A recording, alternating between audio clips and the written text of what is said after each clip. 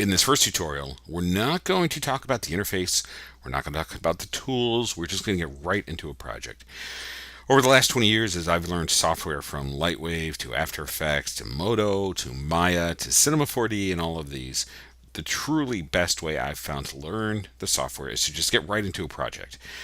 You can sit all afternoon and do tutorials and read them like we used to. Now you can watch videos. But just getting in there and just really doing a project is really, I think, one of the best ways to really get a handle on what the software does. Once this project is done, we'll then start breaking down the interface and going through some of the new feature sets and arrangements. All right, but for now, what we're going to do is open up Modo 901, which you see right here. This is the new interface, and what you're going to see here at the beginning is our basic tab. That's what we want to work with, and we're going to work in item mode. What we're going to do is select the box tool right there. Okay, so I'm going to teach you a few little tricks along the way just to help you understand how to use these tools. I guess one of the first things I should point out is that as you use these tools, if you go in close, and I'm just going to do this so you can see it, there's a little dark corner in some buttons, not all. And what that means is if you click and hold, you'll see additional tools. Okay, so left mouse, click and hold, you get additional tools. All right, if you hold the control key, you're going to get these little kind of brackets around here, okay? That's going to help you make a unit primitive. All right, and if I hold my mouse there, you're going to see control will give you a unit sphere or a unit cube or a unit cylinder, so a unit primitive. If this use the shift key, you will get this cylinder item, the circle, and so on. All right, so let me show you how that works. So shift key, there's a little plus, and if I click that, well, you're going to see a perfect sphere just instantly jump into the screen. You do not need to draw it out. So that's the advantage of the shift key. Just quickly add something. So if I want to add a ground plane, hold the shift key. There's my ground plane. And in the viewport up at the top, we've got perspective, wireframe, and the Ray GL. We're going to not worry about Ray GL for the minute. We're in a perspective mode. We're going to work that way for a little while. But the viewport style is a wireframe. If I click and hold, I can go down to a number of different settings. So let's just go to advanced and give it a second to redraw. All right, now if advanced doesn't work on your screen, you can choose one of the others, such as Gooch, which is a really nice way to work. I like that one. Cell shading might be a little annoying, and reflection mode is also great. But just simply use the default if nothing else works for you. Okay, so let's just use default for this time. So you see by holding the shift key, I've got these little pluses, and over here in our item list, we now have a plane and a sphere represented by a blue cube. Okay, this little guy here is our clapboard, meaning that is our scene, and you can see that it's untitled, and the little asterisk means this scene is not saved. So whenever you see the asterisk, it means you've made a change and it's not saved yet. Okay, so these I'm going to call layers. Now, they typically don't like to be called layers. From early days of Modo, that's what I was told.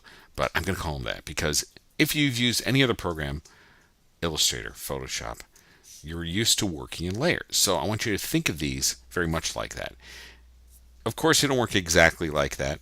Hierarchies are a little bit different, but this item list is where all of your items within your scene live. And to control one of these items, across the top, you're going to have items right there.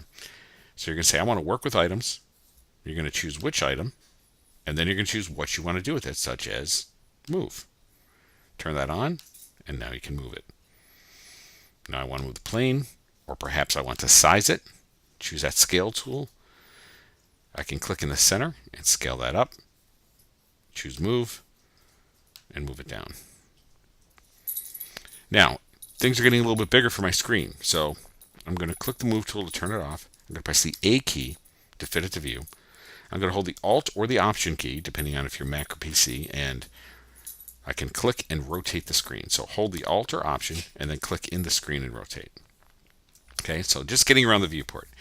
Up at the very top here, you're going to see Move, Rotate, Zoom, Expand, and some tools. So what these do, Move, if you click and hold, you can move the viewport. Click and hold on the rotate, you can rotate.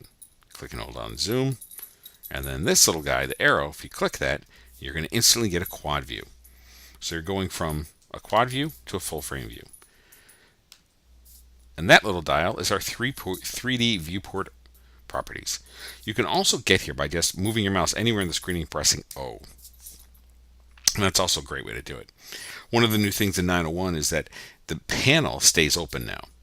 In the past, if you moved your mouse off of it, it would fade away. And it was kind of a neat feature. With so many tools being added and tabs along the side, it was very easy to slide your mouse off the panel. The panel went away, had to open it again. So I think people realized it's better just to leave it open. You can, of course, pin it if you want, and we'll hold on to that and close it. Okay, so O for options, and we'll go through those as we need them and just get rid of that. Okay, so just a little bit about those tools. And again, if you press Control key, you're going to see these tools. Shift key, you're going to see the plus. Let me do one more thing. I'm going to turn these off. This little arrow here, this little eyeball, turns off visibility. Doesn't get rid of them, just turns off visibility, much like Photoshop layers. That's why I referenced that. Now, if I hold the Control key, I get this unit primitive. So let's say we take a circle, we get that, and let me do this one more time. Hold the Control key and get a unit primitive. Now, the good thing about this is, unlike adding a sphere, making a new layer, it simply adds it to the mesh that I was in. So for instance, here's my sphere, right? The original one. Let's say I want to add to that particular layer. I want to add this torus. So I hold Control key. It puts it in that sphere layer. If I use Shift, it creates a new layer and names it. Okay. So just a quick way to work with some of those. Now, to go further with this, if you just want to draw one out, let's turn these off.